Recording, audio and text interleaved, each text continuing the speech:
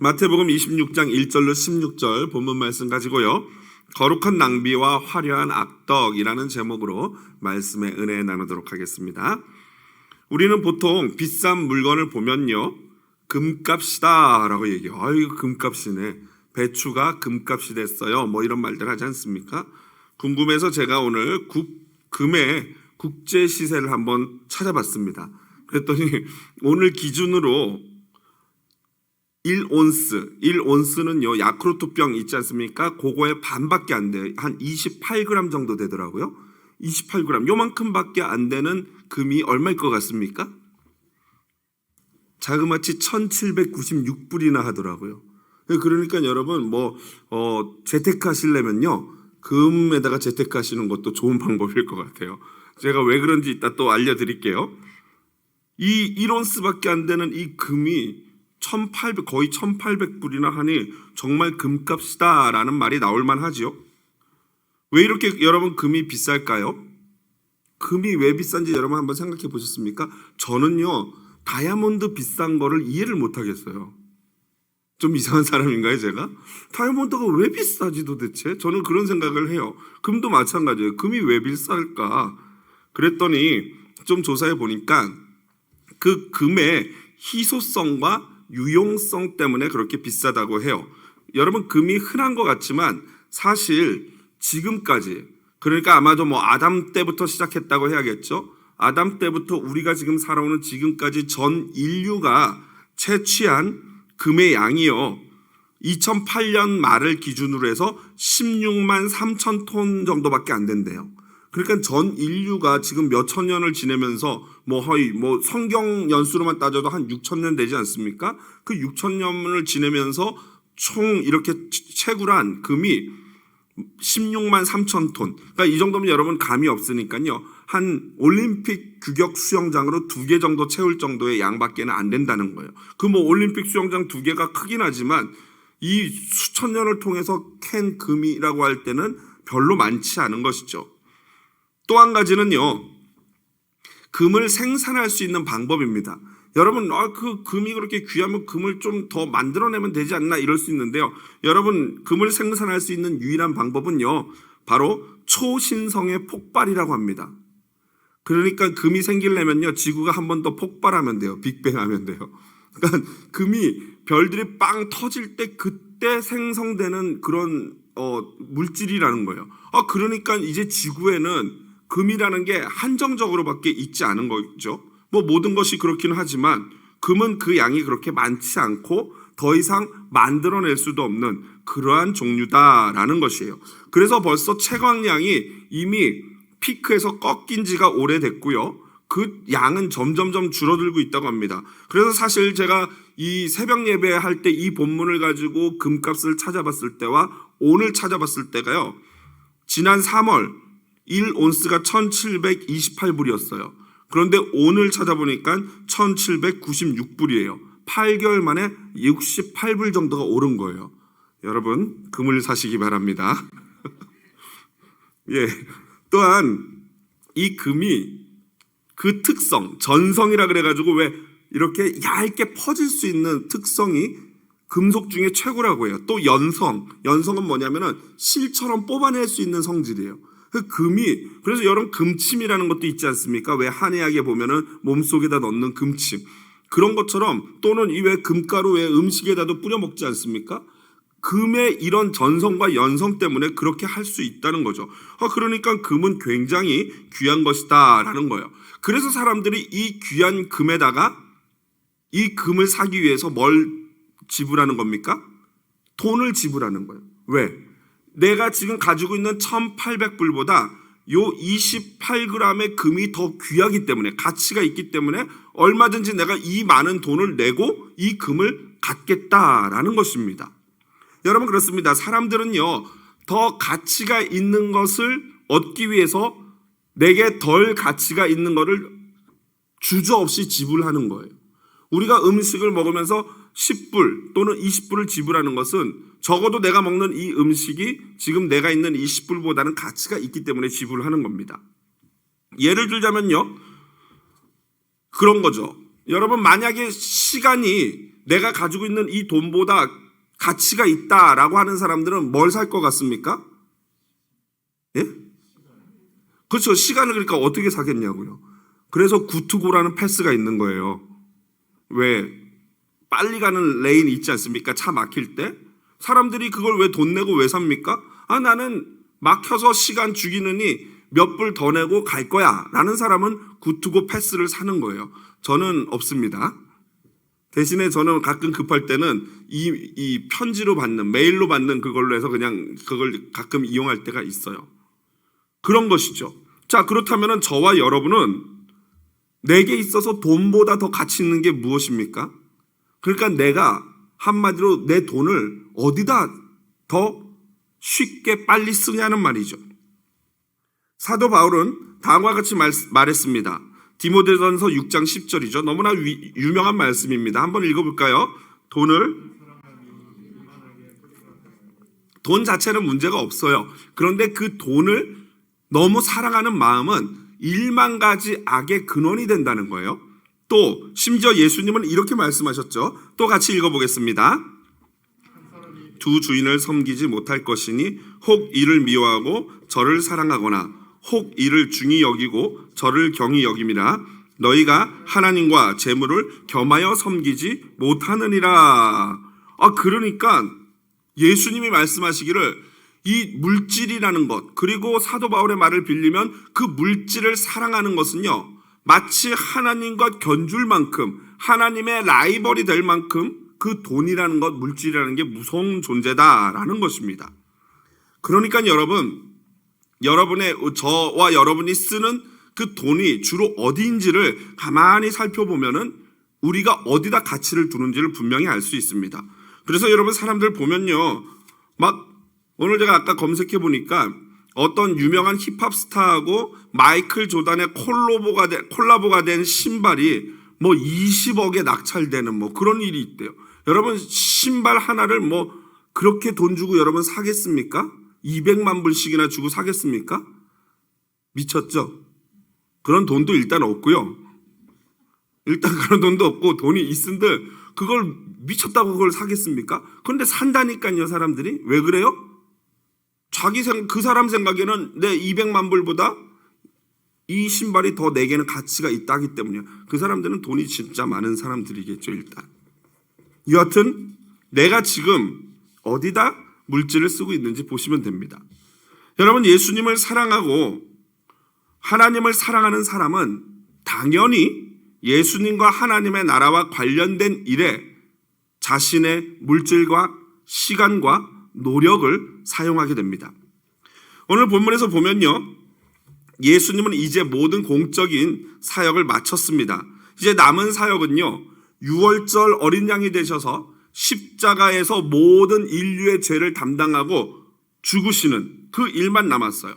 이것은 이미 벌써 예수님이 3번에 걸쳐서 십자가에서 죽을 거다라고 예언을 하셨어요. 그리고 오늘 본문에서는 마지막 예언으로 심지어 언제 죽을 건지도 정확하게 말씀을 하셔요. 그게 언제예요? 바로 6월절이라는 정확한 날짜입니다. 그런데 특이한 점은요, 여러분 오늘 본문 보셔서 알겠지만 사실 바리새인과 서기관들은요, 예수님을 6월절에 죽이려고 했습니까? 안 죽이려 했습니까? 안 죽이려고 그랬어요. 6월절에만은 피하자 그랬어요. 왜요? 6월절에 괜히 선지자라고 여겨지는 예수라는 청년을 죽였다가 굉장히 밀란이라도 일어나면 자기네들이 굉장히 곤란해지지 않습니까? 그러니까 이분들은 이렇게 약삭 빠르고 이렇게 비겁한 자들이에요. 그래서 민심에게 반하는 일이 될까봐 6월절에는만은 피하자 우리가 이렇게 약속을 했어요. 그런데 실제로 예수님은 언제 죽으셨어요? 6월절에 죽으셨어요. 그러니까 여러분 지금 이 사건을 잘 보십시오. 그들은 6월절에 죽이지 말자 그랬고 예수님은 나는 6월절에 죽을 거다라고 하셨어요. 그리고 언제 돌아가셨다고요? 6월절이요. 그렇다면 여러분 예수님이 돌아가신 것, 십자가에 죽은 것은 바리새인과 서기관들의 뜻에 의해 죽은 겁니까? 아니면 예수님의 의지로 죽은 겁니까? 그렇죠. 그들이 예수님을 죽이긴 했지만 사실은 그들의 뜻대로 죽인 게 아니에요. 그들은 자기 날짜조차 정하지 못했어요. 날짜를 정하신 분이 예수님이에요. 나 이날 죽겠다. 하나님의 뜻에 따라서 그걸 정하신 게 예수님이에요. 사실 예수님의 이 십자가의 죽음은요, 2000년 전 출애굽 때 처음으로 시작된 유월절의 완성이었어요. 유월절의 처음 시작이 출애굽하기 전날 밤이었다면은 유월절의 마지막은 바로 십자가 사건입니다. 사실 예수님이 바로 그 유월절 어린 양의 유월절 어린 양이 예수 그리스도의 예표였고, 수천 년을 예표인 그 제사를 지내면서 유월절을 지켜왔다가 드디어 그 유월절의 진짜 어린 양이신 예수가 죽으신 겁니다. 예수님은 그래서 다음과 같은 말씀을 하셨습니다. 마가복음 9장 17절 한번 읽어볼까요? 같이 한 목소리를 읽어보겠습니다. 새 포도주를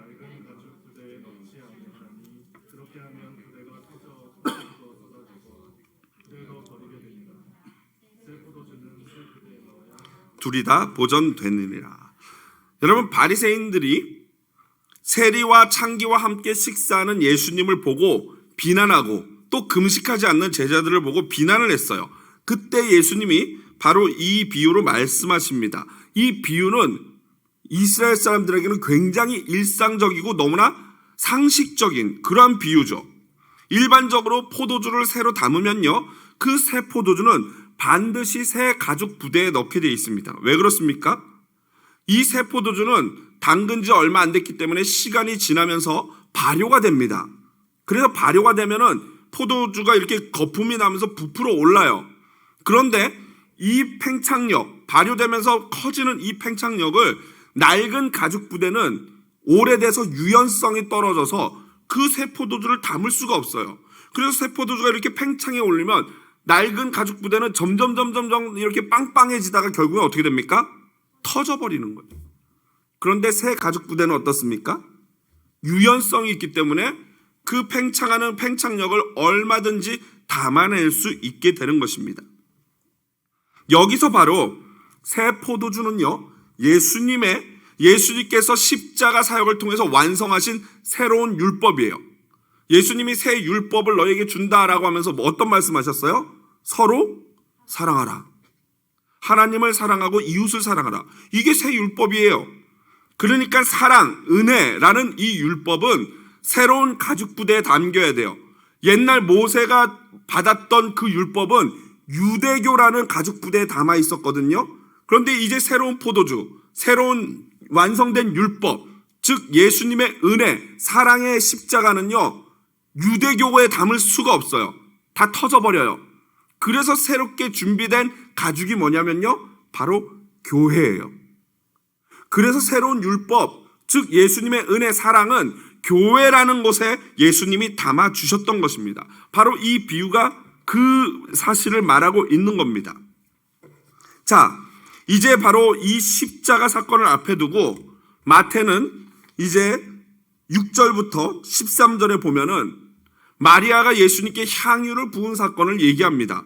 그런데 여러분, 이게 재밌는 게 뭐냐면은 이 사건은요, 사실 지금 예수님이 이 죽기 전날 마지막 만찬하시는 이 사건이 있기 일주일 전에 있었던 거예요. 엿새 전에. 그러니까 마태는요, 지금 이 사건을 기록하는데 엿새 전에 있었던 사건을 일부러 여기다가 배열을 하고 있는 거예요. 그것은 마태복음의 특징입니다. 마태복음은 시간 순서대로 배열하지 않았어요. 물론 일반적으로 시간 순서로 가지만, 그러나 필요에 따라서 필요한 장소에 이런 사건을 넣는 거예요. 그래서 이 사건을 여기다 넣는 거는 바로 이 사건이 갖는 영적인 의미 때문입니다. 이 사건의 이 의미, 영적인 의미가 무엇인지 우리 한번 살펴보도록 하겠습니다. 이 사건은요, 마태, 마가, 요한 복음에 모두 기록되어 있는 사건입니다. 누가복음만 빼고요. 누가복음은 이따 말씀드리겠지만 누가복음에도 비슷한 향유 사건이 있는데 그거는 이 사건과는 다른 사건이에요. 이따 다시 말씀드리겠습니다.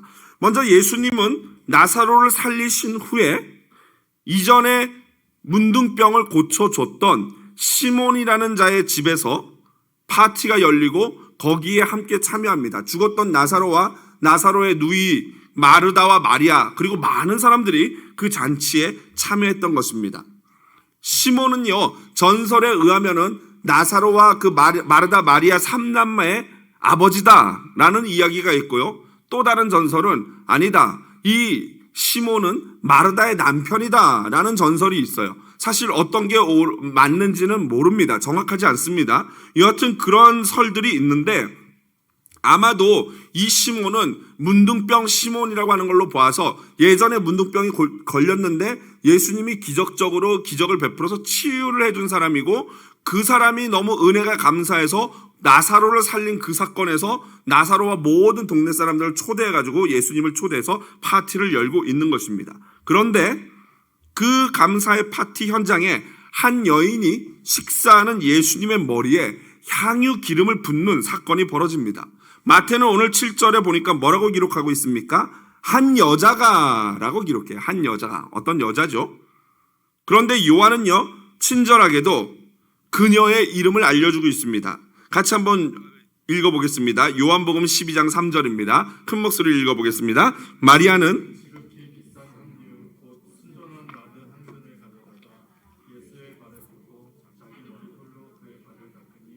향유 냄새가 집에 가득하더라. 이 요한은요, 고맙게도 우리에게 그 한 여자가 마리아였다, 마르다의 동생 마리아였다라고 우리에게 알려줘요. 그리고 요한복음과 마가의 기록을 살펴보면요, 이 마리아가 가져온 향유가 그냥 조금이 아니에요. 우리가 보는 5ml짜리 퍼퓸 이런 그런 향수 정도가 아니에요. 300데나리온이나 되는 나드 한 근이다라고 나와요. 여러분 300데나리온 하면 300불 정도 되나? 라고 이렇게 생각하실 텐데 아니에요. 데나리온이라는 단위 하나가 하루치 1당이에요. 그러니까 미국에서 치면은 100불에서 200불 조금 더 되는 그러한 굉장히 높은 일당이에요. 그 일당이 300일. 그러니까 지금 300데나리온은 뭐예요? 온전히 1년치 연봉인 거예요. 휴일 빼고. 그쵸? 52주 빼고 딱 300일 되는 연봉을 마리아가 예수님께 쏟아 부은 것입니다. 이 향유는 너무나도 값진 거예요. 비싼 거예요. 아마도 그녀가 시집 갈 때 쓰려고 모았던 평생 전 재산이 아닐까라고 생각을 합니다. 그녀가 이 수만 불 가치의 향유를 한꺼번에 예수님의 머리와 온몸과 발에 붓고 자신의 그 귀한 머리카락으로, 여성에게 여러분 머리카락이 얼마나 중요한 것입니까? 그 머리카락으로 예수님의 발을, 수건 대신으로 예수님의 발을 닦았습니다. 그리고 그 향유 냄새가 온 집안에 가득하게 됐어요. 지금 여러분 적어도 마리아에게는 300데나리온이나 되는 그 비싼 향수보다, 평생 모은 향수보다, 자신의 머리카락보다, 시집가는 것보다 예수님이 더 귀했던 것입니다. 한마디로 돈이나 자신의 행복보다도 마리아에게는 예수가 더 가치가 있는 거예요. 저와 여러분에게 여러분 예수님은 어떤 존재입니까? 여러분 예수님이 어느 정도 가치가 있습니까? 여러분 같으면은 전 재산을 예수님께 바칠 수 있겠습니까? 여러분 예수님이 나에게 어느 정도 가치가 있는지 알 수 있는 방법이 있어요. 그것은 아까 말씀드렸지만 내 물질, 내 시간, 내 재능을 예수님을 위해서 어떻게 사용하느냐를 보면요, 그게 바로 바로미터예요.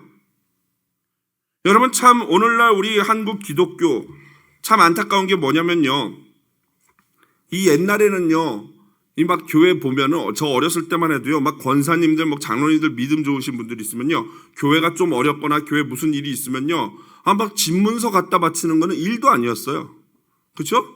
예전부터 신앙생활 하신 분들 다 아실 거예요. 막 그 집문서 갖다 드리면, 집문서 갖다 드리면 그걸로 뭐 하라는 거예요? 그걸 담보 삼아서 교회의 어려운 부분을 해결하라고 이렇게 그걸 갖다 드리는 거예요. 대단하지 않습니까? 저는요, 여러분 너무 긴장하지 마십시오. 저는 제가 못하는 거는 시키지도 않습니다. 성도들께. 저도 못하겠어요. 아니 집문서 갖다 주면은 토끼 같은 자식, 여우 같은 마누라는 도대체 어디서 산단 말이에요.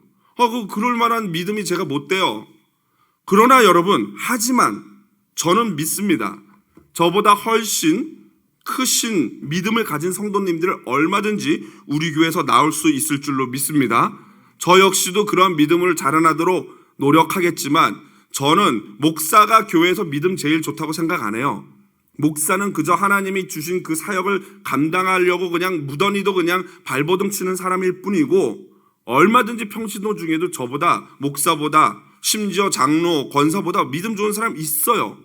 그건 하나님만이 아실 줄로 믿습니다. 바로 마리아처럼요. 여러분, 그런데 이 아름다운 장면, 이 귀한 장면에 요즘 말로 소위 동심파괴라 그러죠. 그 어린아이같이 순수하고 막 그런 해맑은 그거를 파괴하는 인간이 있어요. 보니까 8절 9절에 보니까 그 막 그냥 그 좋은 분위기를 깨트리는 말들이 툭툭 튀어나옵니다. 마태는 그런 못된 말들, 보니 어떤 말입니까? 8절 9절. 제자들이 보고 분개하여 이르되 무슨 의도로 이것을 허비하느냐? 이것을 비싼 값에 팔아 가난한 자들에게 줄 수도 있거든 하면서 막 화를 내요. 굉장히 뭐 있는 것 같잖아요. 뭐 구제해야 되고 뭐 섬겨야 되고 그 돈을 가지고 그렇게 쓰면 되죠. 그렇게 허비하면 되냐고 막 야단을 치는 거예요. 뭐 있어 보입니다. 마태는 사람이 착한 것 같아요. 그렇게 말한 사람을 8절에 보니까 제자들이라고만 기록하고 있어요. 근데 요한은 좀 독한 것 같아요. 죄송합니다. 사도 요한께 죄송한데, 요한은요, 아까 마리아도 밝혔지만 요한복음 12장 4절에서 그 못돼 먹은 제자가 누군지 밝혀주고 있어요. 한번 볼까요? 같이 읽어보겠습니다. 제자 중 하나로서 예수를 잡아줄 가룟 유다가 말하되, 누가 그랬어요? 역시나 그 가룟 유다라는 인간이 이 말을 한 거예요. 왜 이런 말을 했냐면요, 이 제자들의 돈줄, 재정을 담당하고 있던 사람이 바로 가룟 유다거든요. 근데 그동안 평소에 가룟 유다는 그 돈줄을 관리하면서 뒤로 이렇게 빼돌렸어요. 착복을 한 거예요. 그 공공의 그 비용을 얼마씩 자기가 가져갔던 거예요. 그런데 이번 대박이에요. 300데나리온이 들어오면은, 여러분 300데나리온 들어오면 거기서 한 뭐 100데나리온을 자기가 가져가도 잘 티 나지 않겠습니까? 그런 생각을 하는 거예요. 그러니까 너무 아까운 거죠. 요거 들어왔으면 다 내 건데. 그래서 화가 나가지고 막 마리아에게 험담을 하면서 막 야단을 쳤던 겁니다. 핑계는 가난한 사람들 도울 수 있다라는 것이지만 사실은 뭐예요? 내가 좀 가져가야 되는데, 이 욕심이 있었던 거죠. 이 속내를 모르는 이 속내를 모르는 좀 이 멍청한 이 제자분들은 막 가룟 유다가 그렇게 막 말하고 막 그냥 분위기를 그러니까 맞아 정말 답답하다 이러면서 가룟 유다에 동조를 했던 것입니다. 여러분, 이 딱 장면 얼마나 오늘날 우리 교회 공동체에서 자주 목격되는 장면입니까? 명분, 교회에서 화를 내고 교회에서 목소리 크게 내는 분들의 그 명분을 들어보면 다 착한 일이에요. 교회를 위한 일이고 사역이라고 이야기를 해요. 하지만 그 깊은 속내로 들어가면 뭐예요? 사심이에요. 개인적인 욕심, 개인적인 마음. 화를 내고, 개인적인 사심으로 화를 내고 다른 사람들을 공격하고 자신의 이기적으로 자기만 생각하는 그 마음은 감추고 겉으로 말하는 명분은 뭐예요? 선한 거예요. 옳은 거라는 거예요. 명분은 선하고 옳은 건데 사실은 그 마음에 사심 가득한 가룟 유다와 같은 마음이 있는 거죠. 그래서 종교개혁자 마틴 루터는요, 화려한 악덕이다라고 얘기했어요. 이런 걸. 구제든지 간에 사회 사업이든지 간에 아무리 몸을 불살른데 내주고 다 할 거 막 그냥 온 헌신을 한다고 해도 그 헌신과 그 섬김 가운데 예수라는 단어가 빠지면 그거는 아무 의미가 없대요. 그런 선행은 화려한 악덕이래요. 여러분 대단하지 않습니까? 이 통찰이? 눈에 보이기에는 아름다워 보이고 화려하고 사람들에게 칭찬받을 선한 일이지만 영적으로 볼 때는 그래봤자 지옥, 예수 없는 일은 지옥 간다는 거예요. 내가 칭찬받을 뿐이지 예수님과는 하등의 상관이 없는 화려한 악덕이 된다는 거예요. 하물며 지금 가룟 유다는 이 속내가 가난한 자들을 진짜 위하는 것도 아니고 자기 사심이 가득해가지고 이런 말을 한다면은 이것은 가룟 유다의 이런 행위는 화려하지도 않은 그저 그냥 아주 못된 악덕일 뿐입니다. 한편 여러분, 마리아의 행위, 그 300데나리온이나 되는 그 비싼 향유를 예수님께 다 부어버린 이 행위를 보면요, 각도에 따라서 좀 너무 과하지 않나? 낭비 아닌가? 라고 생각할 수도 있어요. 하지만 예수님은 어떻게 보셨습니까? 10절 보십시오. 예수님은 이렇게 말씀하십니다. 너희가 어찌하여 이 여자를 괴롭게 하느냐? 그가 내게 좋은 일을 하였느니라. 칭찬하시면서 정말 좋은 일을 했다라고 말씀하셔요. 여러분, 그녀의 행동은요, 일반적으로 그 팔레스타인 지역에서 귀한 손님이 집에 찾아왔을 때 하는 행동입니다. 또한 그녀가 알고 그랬는지 모르고 그랬는지는 모르지만 영적으로는 그것이 12절 한번 볼까요?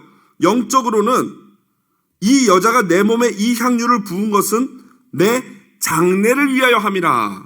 무슨 말입니까? 영적으로 마리아가 알았는지 몰랐는지는 알 수 없지만 그녀가 그렇게 행동을 한 것은 바로 다음 이때는 6일 뒤지만 오늘 본문상으로는 바로 다음날 십자가에 죽으실 예수님을 위한 장례를 준비하는 거라는 거예요. 여러분, 이런 극진한 예수님께 대한 극진한 대접은요, 또 다른 향유 사건에 기록되어 있습니다. 누가복음 7장 37절로 39절인데요. 화면 한번 보면서 같이 좀 읽어보겠습니다. 큰 목소리로 읽어보겠습니다. 그 동네에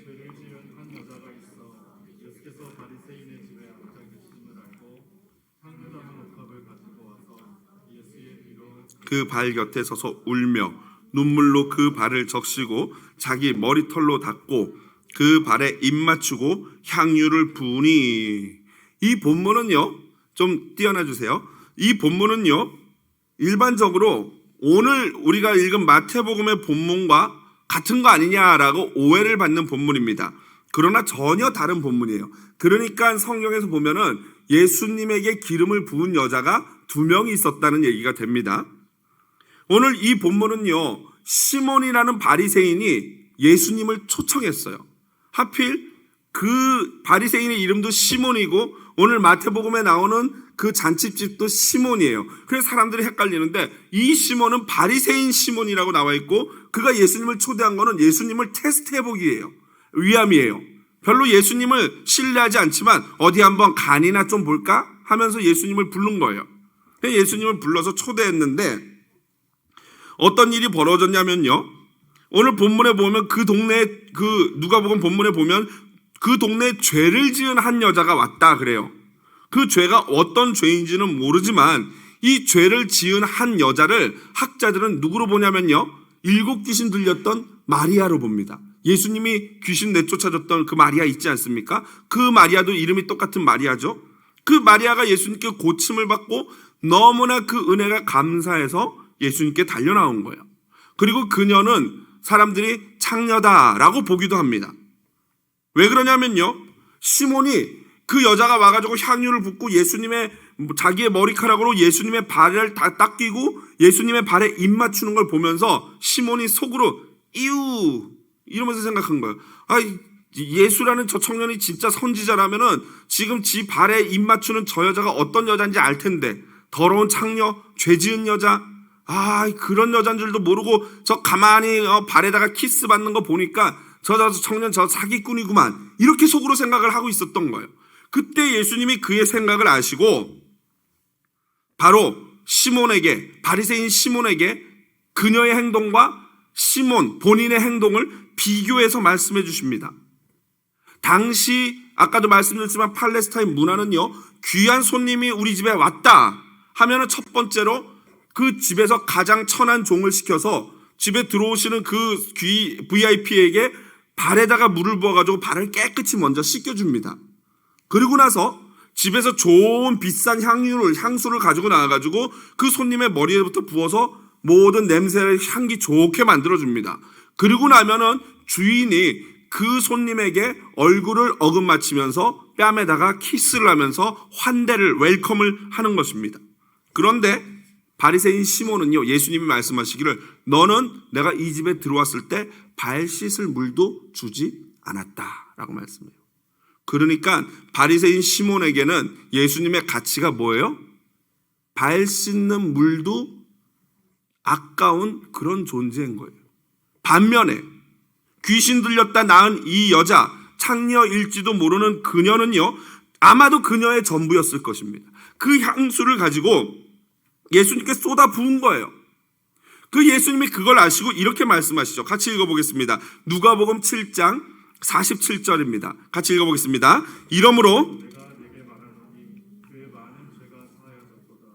이는 그의 사랑함이 많음이라 사함을 받은 일이 적은 자는 적게 사랑하느니라. 아멘. 이게 바로 제가 지난번에도 말했던 그 의원 쓸 때, 의원이 쓸데없는 자는 누구예요? 건강한 자는 의원이 필요 없어요. 의사가 필요 없어요. 즉 오늘 본문 이 지금 누가복음에도 보면은 그 시몬 바리새인에게는 예수님이 필요 없어요. 가치가 없어요. 발 씻는 물보다도 못한 존재예요. 그런데 죄인이라고 하는 그녀에게는, 이 마리아에게는, 귀신 들렸던 마리아에게는 자신의 전부를 드려도 아깝지 않은 분, 자신의 전부를 들여서 사랑해도 더 사랑하고 싶은 분이에요. 왜요? 예수님이 그 자기의 모든 죄를 용서해주고 고쳐주셨으니까. 예수님이 하는 말씀이 바로 그거예요. 이거예요. 이는 그의 사랑함이 많음이라 사함을 받은 이 적은 자는 적게 사랑한다. 그러니까 예수님께 사랑을 엄청나게 받고 그것에 은혜를 안 그녀는 예수님을 사랑할 수밖에 없는 거예요. 너무나 감사한 거예요. 자기의 전부를 드려도 아깝지 않은 거예요. 예수님께 죄사함의 은혜를 크게 받은 그녀는 예수님을 또 그만큼 더 사랑하니까 예수님께 또 어떻게 돼요? 더 큰 사랑을 입는 이 선순환의 사이클이 벌어지는 거예요. 예수님을 더 사랑하고 예수님의 큰 은혜를 입고 그러므로 예수님을 더 사랑하니까 예수님은 또 더 많은 은혜와 축복을 주시는 것. 이처럼 여러분 때로는요, 성령에 붙들린 자는요, 자신도 모르는 사이에 영적인 하나님의 일을 감당하게 돼 있어요. 오늘 우리가 보는 마태복음 본문에 나오는 마리아가 그랬던 것처럼, 또 누가복음에 나오는 그 같은 이름을 가진 마리아가 그랬던 것처럼, 그들은 자신도 모르는 사이에 놀라우신 하나님의 영적인, 하나님이 준비한 6월절 어린 양의 장례를 준비하는 일을 하게 되는 것입니다. 그러면서 13절, 예수님은 온 천하에 어디서든지 이 복음이 전파되는 곳에서는 이 여자가 행한 일도 말하여 그를 기억하라 라고 말씀하십니다. 왜냐하면, 왜 그렇습니까? 왜 그녀가 한 행동을 왜 복음이 가는 곳마다 말해야 됩니까? 왜 그런지 아십니까? 복음, 즉 예수 그리스도의 십자가의 은혜를 받은 자의 당연한 반응이 뭐예요? 마리아의 반응이라는 거예요. 자기의 전부를 드려도 아깝지 않은 반응을 하는 것이 진짜 6월절 어린 양의 은혜를 맛본 자들의 정당한 반응이라는 거예요. 말씀을 마무리합니다. 때론 여러분, 우리 신앙은요, 정확히 이성적으로 합리적으로 계산하고 이렇게 딱딱 해야 되는 게 맞습니다. 그러나 신앙은요, 그것만으로는 안 돼요. 때로는 거룩한 낭비가 필요한 것이 신앙입니다. 거룩한 낭비는요, 거룩과 낭비라는 이 두 단어는 솔직히 같이 있을 수 없는 모순적인 단어죠. 거룩하는 건 굉장히 긍정적이고 좋은 거 아름다운 단어죠. 낭비는 악한 단어잖아요. 그런데 이게 어떻게 같이 있냔 말이죠. 그런데 그거 오늘 본문에 나온 이 마리아의 행위가 바로 거룩한 낭비라고 할 수 있는 것입니다.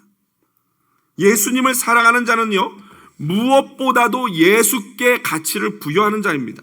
그래서 돈, 물질, 명예, 건강, 자녀, 아내, 남편, 성공 등등 그 어떤 것보다도 예수님이 내게 가장 귀한 분이 되는 것입니다. 그래서 나의 모든 것을 예수님께 쏟아 부어도 늘 부족한 마음입니다. 여러분 옆에 계신 분에게 이렇게 축복해 드릴까요? 손을 꼭 잡으시면서 거룩한 낭비 좀 합시다. 별로 반응이 안 좋네요. 네. 두려운 거 압니다. 그 말 했다고 해서 하나님이 빨리 향유 내놔라 절대 안 그러세요. 여러분의 그 마음, 여러분의 삶을 원하는 거지 그까지 향유 원하시는 게 아닙니다. 예수님은요, 그까지 향유가 아니라 여러분의 삶 전체를 받으십니다. 아멘. 우리는 매일매일 우리의 삶에서 주님께 마음을 다해서 향유를 쏟아 부읍시다. 내 전생애가 주님께 쏟아 부어지는 아름다운 향유 되시기를, 그리하여 평생에 아름다운 향기가 뿜어져 나오기를 주님의 이름으로 축복드립니다. 우리